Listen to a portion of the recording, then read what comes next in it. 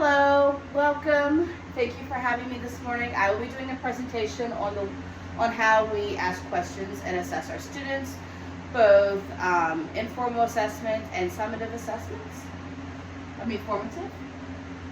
All right, so rethink the way that we ask questions to our students.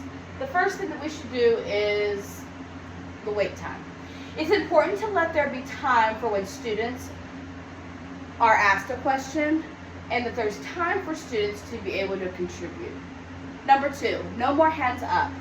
Students should know the expectations in your classroom enough to be able to contribute without the raising of a hand.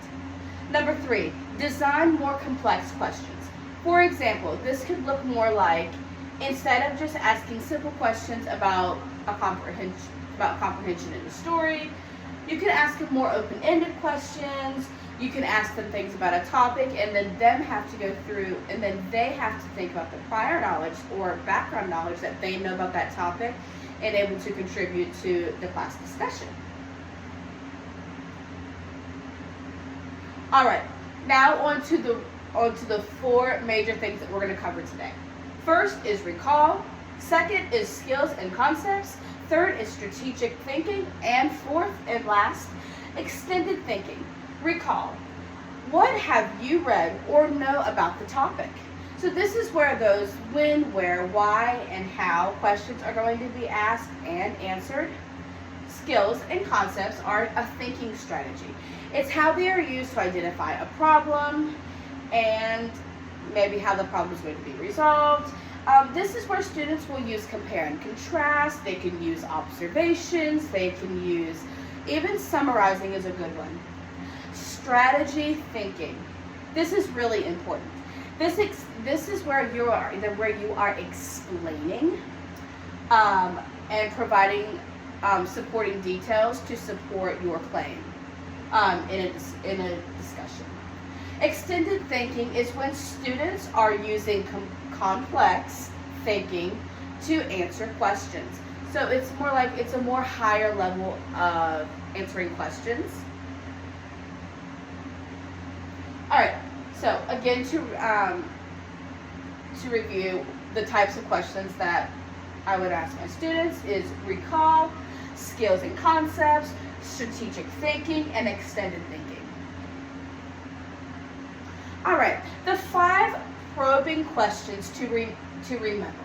The formative assessments, I would ask things like, can you recall from our lesson what environment is? Or what is a lifestyle? Or can you see the difference in your lifestyle versus the person that you selected? A summative assessment that I could do for this could be, can you explain the difference between your lifestyle versus the lifestyle last year? Can you tell the difference between a media representation and an artifact? 5 probing questions, skills, and concepts. This is the formative assessment questions that I would ask. Can you tell me how one's lifestyle can be affected by the environment that they live in? How can you apply what we learned today about lifestyles in a way to help us understand different cultures? What did you end up having in common with a fellow classmate about your lifestyle? This could also be a really good exit ticket. So you could be at the end of class talking about lifestyles, and you can just pop this question, and this would be a great way to assess your students and the understanding of your topic from that day. All right, these are the 5 probing questions, skills, and concepts. This is the summative assessment, and the questions that I have here are, what things did you see in the pictures that were different? Summarize in your own words what you learned about lifestyles and how you can identify and understand different cultures. As you see, there's another question that was the same, and the reason why I put that there was because it could be for both ways. It could go from formative and it can go to summative assessment as well, I felt like. The 5 probing questions, this is strategic thinking. and we are on formative assessment questions. These are what I would ask. How is one's lifestyle related to their environment? What 3 things can affect somebody's way of life? And what artifact could you use to describe your own lifestyle? These are more high-ended questions where students are able to kind of think outside the box. It's more leaning towards extended, but I felt like since I had better questions to ask, I felt like it was best to be put under strategic thinking. 5 probing questions, strategic thinking. This is the summative part. What would happen if an artifact you chose moved to a different environment? Would it change its environment? And what would happen if you didn't have artifacts to describe your lifestyle? So this is one way, another way that you're thinking outside the box, because nobody ever thinks about what would happen if they didn't have an artifact to describe their lifestyle. And then students have to use their prior knowledge, their background knowledge, to be able to answer these certain questions. And I'm sorry. All right, so these are the 2 digital tools that are great for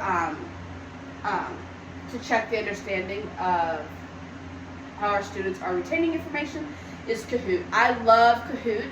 Kahoot is a great way, is a great learning source. So this is where a day before a test or anything, you could, as the teacher, you can make up your own tests, and students get to get their technology out. It's kind of like a game, and it kind of motivates them to see like what they need to study, what they don't need to study, what they have, what they don't have, so the things that they don't have, they can work on before the test. And the second one is quizzes. I could not find an icon to it, but quizzes is another great tool. It allows students to work on the skills that they might need help working on, because there are pre-made tests, as well as they can make their own tests. So let's say if somebody doesn't understand one topic, they are still able to go through the topic they don't understand. They can make questions through that whole concept, and then they can understand the concept by making the test questions off of that given concept, and they can be able to understand and learn it better.